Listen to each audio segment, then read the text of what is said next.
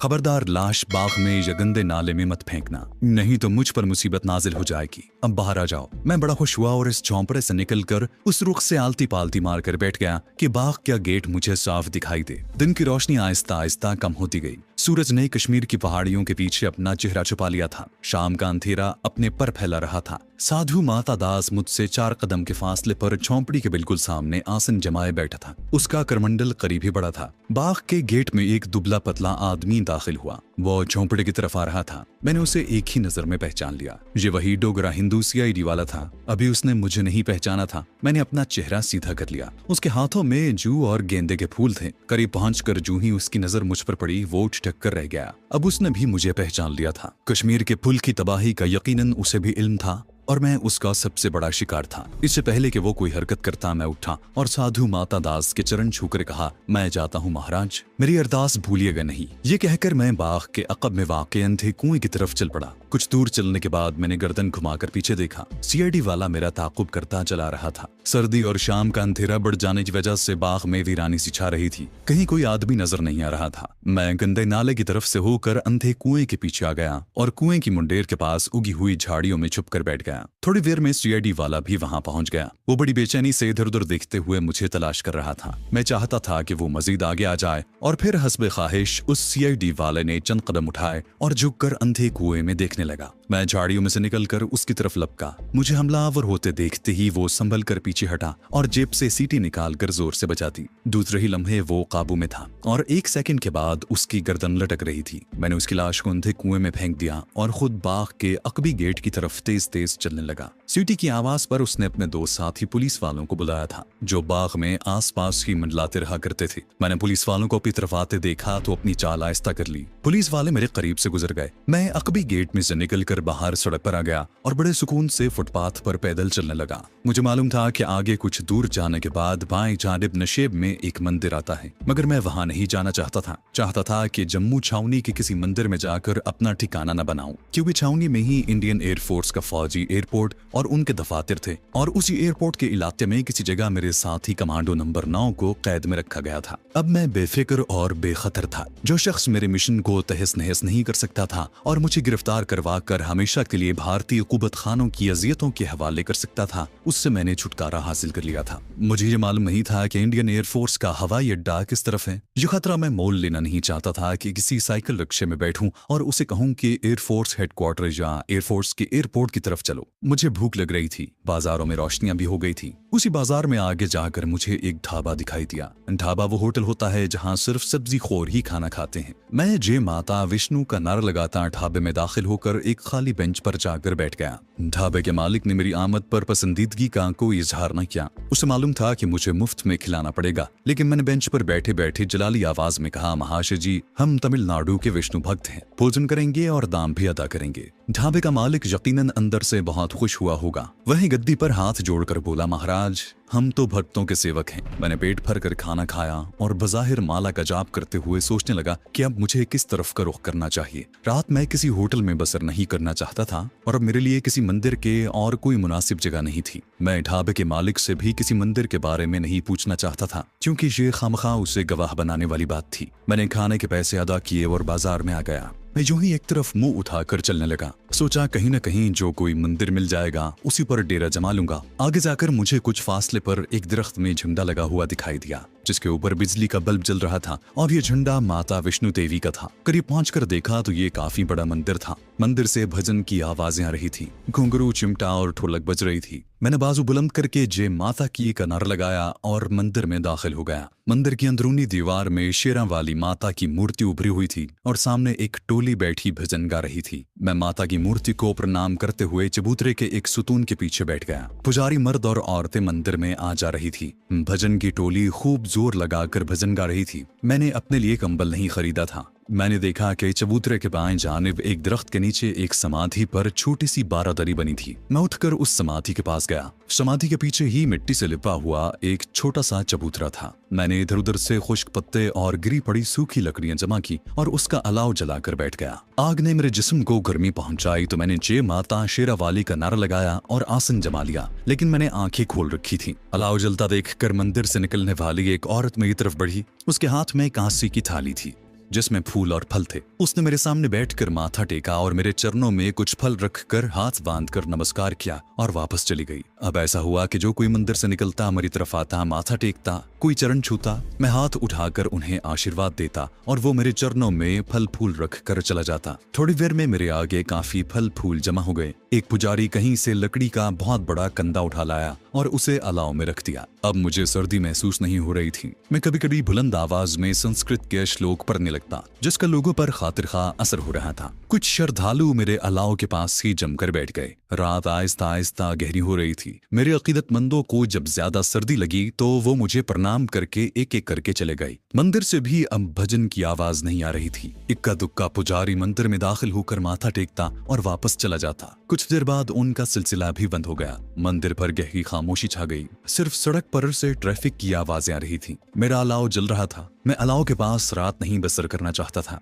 मंदिर से मुल्हिक कोठरियां मौजूद थी। मंदिर के महंत की इजाजत और उसकी मर्जी से मैं एक कोठरी में डेरा जमा सकता था। मैं महंत की तरफ जाने ही वाला था कि वो मुझे मंदिर से निकलकर चबूतरे के पास आता दिखाई दिया। वो भी मेरे अलाव की तरफ देख रहा था। उसको उसके चेलों ने इत्तला दी थी कि एक भगत बाहर अलाव जलाकर बैठा हुआ है और लोगों से फल फूल और श्रद्धा वसूल कर रहा है। जैसी बात थी कि जिस तरह कोई कराची की एल्फिंस्टन स्ट्रीट में किसी कपड़े की दुकान के बाहर अपने कपड़े की दुकान लगा ले। वो चबूतरे की सीढ़ियां उतरकर मेरी तरफ आया। वो धोती कुर्ते में था, कांधों पर कंबल पड़ा था। अलाव की रोशनी में उसके माथे की चंदर तिलक की लकीरें चमक रही थी और पेट का गुंबद बाहर को निकला हुआ था। मैं उससे बिगाड़ना नहीं चाहता था, लेकिन दबकर ताल्लुकात पैदा करने में भी बेहतरी नहीं थी। इससे पहले कि महिंद कुछ कहे, मैंने बाजू उठाकर जय माता शेरावाली का नारा लगाया और इकट्ठे संस्कृत के 3-4 श्लोक पढ़ डाले। फिर कहा, महाराज हम तमिलनाडु के विष्णु भक्त हैं। ऊपर कचड़ा में माता के लिए दर्शनों को आए हैं। अब शहर के हर विष्णु मंदिर में माता के चरणों में बैठकर महीना महीना भर भक्ति करेंगे। महिंद को मेरा ये प्रोग्राम भला क्यों पसंद आने लगा था, जबकि वो देख रहा था कि मेरे आगे फलों और फूलों का ढेर लगा है। जाहिर है मैंने नकदी भी वसूल की होगी। हालांकि अभी तक किसी पुजारी ने कोई पैसा नहीं चढ़ाया था। महिंद नाक चढ़ाकर बोला, महाराज शौक से भक्ति करें माता की, परंतु इसके लिए बड़े मंदिर के पुरोहित से इजाजत लेनी होगी। मैं जानता था कि वो झूठ बोल रहा है और मुझसे सौदा करना चाहता है। मैंने जेब से 50 रुपए का नोट निकाल कर कहा, महाराज हम विष्णु माता के भक्त हैं, हमें संसार की मोह माया से कोई गरज नहीं। ये 50 रुपया और फल फूल हमें श्रद्धालु अर्पण कर गए हैं, ये आप रख लें। आगे से भी जो नकदी और फल फूल हमें वसूल होंगे हम आपकी झोंपड़ी में डाल दिया करेंगे, क्योंकि हम समझते हैं कि इस पर आपका अधिकार है।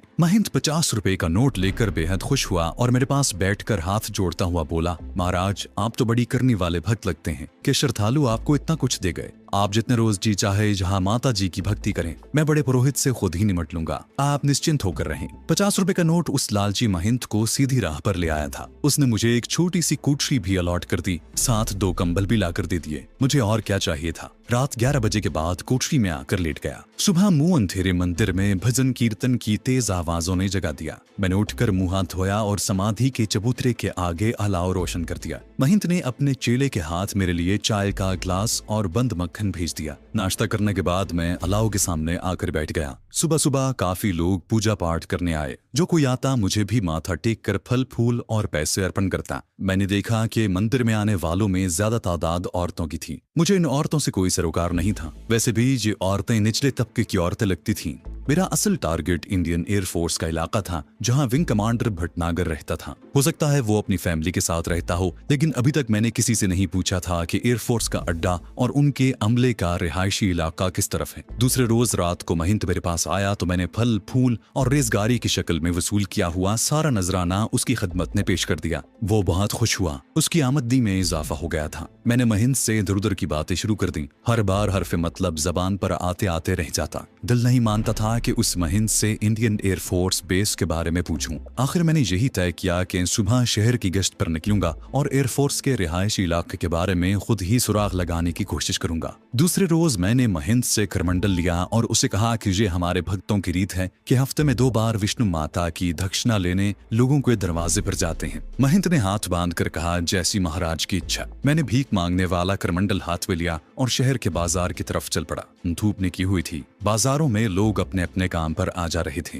ट्रैफिक का हल्का हल्का शोर बुलंद हो रहा था। मैं गुंजान बाजारों से निकलकर निस्बतन खुली आबादी में आया तो एक साइकिल रिक्शे वाले को रोककर कहा, बच्चा हमारा एक श्रद्धालु हवाई जहाज चलाने वाली फौज में है। कहता था कि जहाँ फौज के जहाज उतरते हैं वहाँ मेरा घर है, परंतु हमको मालूम नहीं। क्या तुम हमें वहां ले जाओगे बच्चा? हम तुम्हें 2 रुपए देंगे किराया। हम विष्णु माता के भक्त हैं, मुफ्त सवारी नहीं करते। साइकिल रिक्शा वाला हाथ बांध कर बोला, महाराज मैं तो सेवक हूँ, चलिए आपको एयरफोर्स कॉलोनी ले चलता हूँ, आपका दासी वही रहता है। मैंने मजीद तसल्ली की खातिर सवाल किया, परंतु फौज वालों के जहाज वहीं उतरते हैं ना? वो बोला, हाँ महाराज, वो एयरफोर्स वालों का अड्डा है, उनके बंगले भी वही है। मैंने कहा, चल बच्चा, भगवान तेरी रक्षा करेगा। साइकिल रिक्शे वाला मुझे लेकर एक तरफ रवाना हो गया। बहुत जल्द वो शहर की आबादी से निकलकर पहाड़ियों के दरमियान फैले हुए एक मैदानी इलाके की तरफ चल पड़ा। ये कुशादा पक्की सड़क थी। रास्ते में हमें एयरफोर्स की गाड़ियां आती जाती मिली तो मुझे यकीन हो गया कि मैं अपने टारगेट की तरफ ही जा रहा हूँ। ये सड़क गालिबन एयरफोर्स के हवाई अड्डे की तरफ जा रही थी,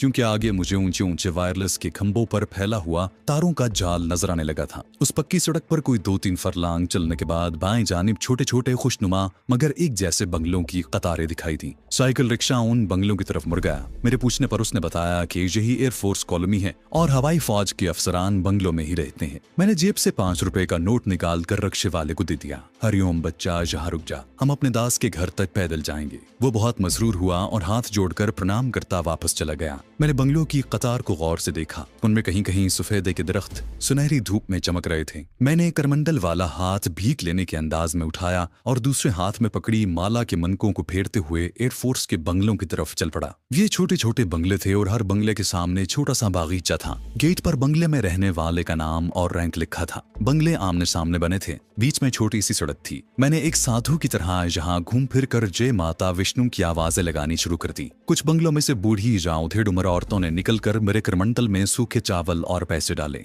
मैंने एक एक बंगले की नेम प्लेट पढ़ ली। ये नेम प्लेटें हिंदी में भी थीं और अंग्रेजी में भी। इनमें कहीं किसी विंग कमांडर भटनागर के नाम की तख्ती नहीं थी। मुझे सख्त मायूसी हुई। मैं उस ब्लॉक से निकल आया। जरा फासले पर एक पार्क था जहाँ कुछ बच्चे खेल रहे थे। उस पार्क के अकब में थी एक उसी किस्म की बंगलों वाली कॉलोनी नजर आ रही थी। मैं उस कॉलोनी में आ गया। बंगलों की कतारों के बीच वाली सड़क कच्ची थी, जहां से गुजरते हुए कनखियों से नाम की तख्तियां पढ़ता जा रहा था। ये सब इंडियन एयरफोर्स के ऑफिसरों के बंगले थे। कतार के आखिर में बंगले की तख्ती पढ़कर मैं रुक गया। उस तख्ती पर विंग कमांडर के भटनागर लिखा था। मैं वहां से मुड़ गया। वापस 3 बंगले छोड़कर एक बंगले के बाहर जय माता विष्णु देवी का जयकारा बुलाया। हमारे यहाँ तो अगर कोई फकीर आता है तो हम उसे माफ कर दो बाबा कहते हैं और आगे का रास्ता दिखा देते हैं, मगर हिंदू लोग ऐसा नहीं करते। उनके दरवाजे पर कोई साधु संत आ जाए तो वो उसे कुछ न कुछ दान जरूर करते हैं। साधु संत को खाली हाथ रुखसत करना उनके यहाँ बहुत बड़ी बच्चेगुनी समझी जाती है। जिस बंगले के बाहर खड़े होकर मैंने विष्णु माता की आवाज लगाई थी वो किसी स्क्वाड्रन लीडर दयाशंकर का बंगला था। मेरी आवाज पर एक दरमियानी उम्र की हिंदू औरत साड़ी संभालती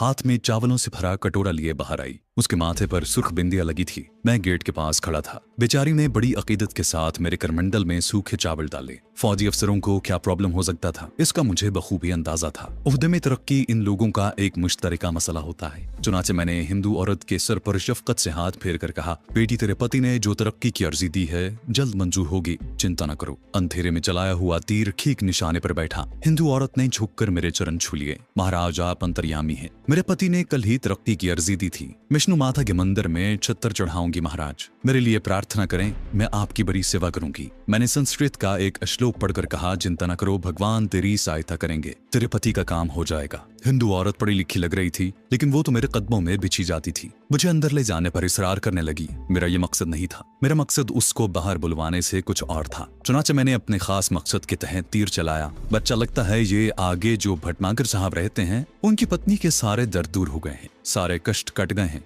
जब ही उसने हमें दक्षिणा नहीं दी। हिंदू औरत सहम सी गई। बोली, महाराज क्या सावित्री ने दक्षिणा नहीं दी आपको? उस बेचारी ने आपकी आवाज नहीं सुनी होगी। महाराज वो बेचारी तो बड़े कष्ट भोग रही है। उसके पेट में रसोली है, 2 ऑपरेशन करवा चुकी है। जवान बेटा 3 साल से विलायत में है, कोई खत नहीं लिखा। वो तो अपने द्वार से किसी भक्त को खाली हाथ नहीं जाने देती। उस भोली भाली हिंदू औरत ने मुझे बहुत कुछ बता दिया था। मैंने जयकारा लगाकर कहा, विष्णु देवी तुझे सरल रखे, वो तेरी फिर दर्शन देंगे। वो बेचारी मेरे चरण छूती रह गई और मैं आगे बढ़ गया। कुछ दूर जाकर वापस पलटा और के भटनागर के बंगले के आगे जाकर आवाज लगाई, जय हो माता शेरावाली की जय हो, बच्चा माता के भक्तों को दक्षिणा दो। मुझे यकीन था कि यही उस विंग कमांडर भटनागर का बंगला है जिसकी तहवील में मेरा साथी है, क्योंकि उस सारी कॉलोनी में मुझे दूसरे किसी विंग कमांडर भटनागर के नाम की नेम प्लेट नजर नहीं आई थी। बंगले के बरामदे में एक दुबली पतली नाजुक अंदाम फैशन ज़दा गोरी सी कीमती साड़ी में मलबूस हिंदू औरत नजर आई। उम्र 35 और 40 के दरमियान होगी। प्लास्टिक के छोटे से ट्रे में मेरे लिए सुर्ख सेब लाई थी।